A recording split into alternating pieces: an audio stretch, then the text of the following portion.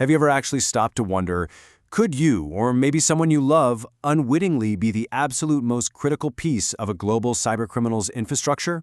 I mean, it sounds like something straight out of a spy thriller, right? But the crazy reality is that everyday people, just going about their normal lives, are secretly acting as the engine for massive criminal syndicates. They're the ultimate vulnerability, and they don't even know it. Welcome to today's Explainer. We're going to shine a light into a totally fascinating yet completely hidden world. We're looking at the critical ecosystem of unaware money mules and, more importantly, the specific psychological and tactical methods that investigators use to intercept them. So here's our roadmap for today. We'll start by defining the unaware money mule, then look at the anatomy of the trap, the velocity of funds, the suspect versus victim interrogation pivot, and finally, my absolute favorite part, flipping the script. All right, let's jump right into Section 1. The unaware money mule, our innocent accomplices.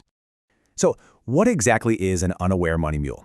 Well, it's an individual who transfers illicitly obtained funds or goods at the direction of a third party, completely without knowing the criminal origin of those assets. And, this is a massive legal and operational distinction. We are definitely not talking about complicit co-conspirators who are in on the heist. No, we're talking about people who genuinely, honestly believe they're doing legitimate work, maybe helping a friend or processing business payments. Criminal syndicates actually rely on them to obscure audit trails and distance themselves from law enforcement. Moving on to Section 2, Anatomy of the Trap, and how psychological profiling plays a huge role. Criminals actively exploit human psychology to recruit these mules, targeting a few specific profiles. First up, we have the job seeker. These are folks who are usually economically vulnerable. Criminals will post these highly realistic job listings on reputable boards for things like financial agents or data entry specialists. They even go as far as having victims fill out W-4 tax forms just to make the onboarding illusion completely perfect. Then there's the smitten partner. Here, perpetrators spend months, literally months, grooming victims on dating apps. They often pose as an overseas military member or an investor who suddenly has a massive financial emergency. And finally, the helpful citizen. These are often older or maybe technologically naive individuals who really just think they're helping a charity or maybe evaluating a bank's customer service through a fake mystery shopping gig. Which brings us to Section 3, the velocity of funds, or as I like to call it, racing the clock. Let's break down the traditional layering loop. It all starts at the source, which is usually a corporate phishing attack. Then comes placement. The stolen funds are wired directly into our unaware mule's personal account. Next is layering, where the fake employee or partner is instructed to withdraw cash or execute a secondary domestic wire. And finally, integration. The money hits a high-tier mule account or a cryptocurrency exchange. By the time the original corporate victim actually realizes they've been hacked, that money is practically impossible to recover. But here's the scary part. Criminals are getting much, much faster. If we contrast that traditional multi-step loop with what investigators call the crypto flip, the speed is just terrifying.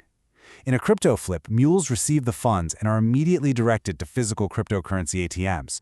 They're simply given a QR code to scan. The very second they insert the cash, it deposits directly into a crypto wallet fully controlled by the syndicate. Boom! The money vanishes across international borders in a matter of seconds. Now let's look at Section 4, Suspect versus Victim, and the interrogation pivot. When an investigator finally tracks the stolen money to a personal bank account, they have a really tough job. Figure out if the person is a suspect or a victim. So they look for these triage indicators of genuine ignorance. First, they check the paper trail, like, did the person actually report these earnings on their taxes? Next, they review communication logs. Was the person asking questions about the legality of the process, only to be reassured by some really sophisticated scripts? And crucially, they look at financial gain.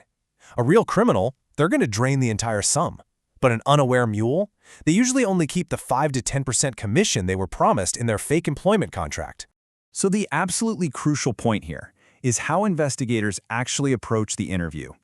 If you just walk in aggressively threatening criminal charges, a victim who genuinely lacks criminal intent will just completely shut down, out of sheer terror. Instead, interrogators use what's called cognitive rapport. They deliver a very specific pitch.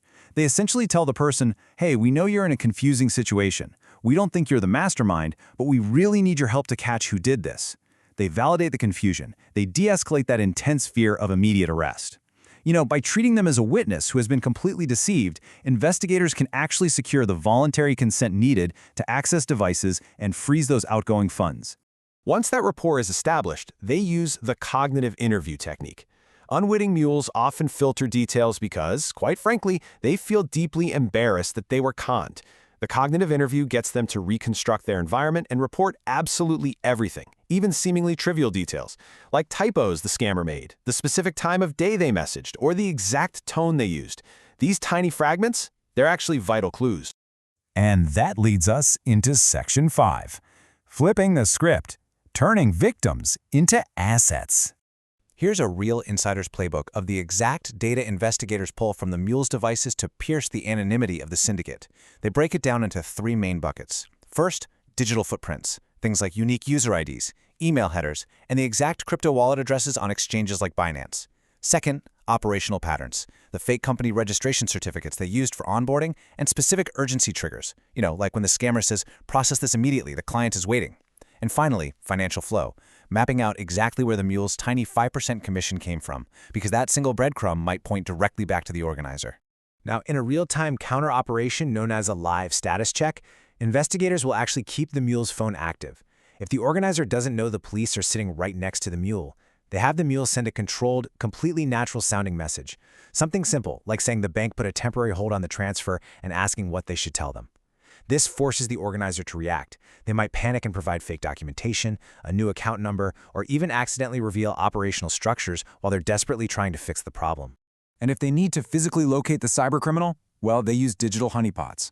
With proper legal authorization, investigators will have the mule send back a document, something like a fake bank verification receipt that the scammer requested. But here's the trick.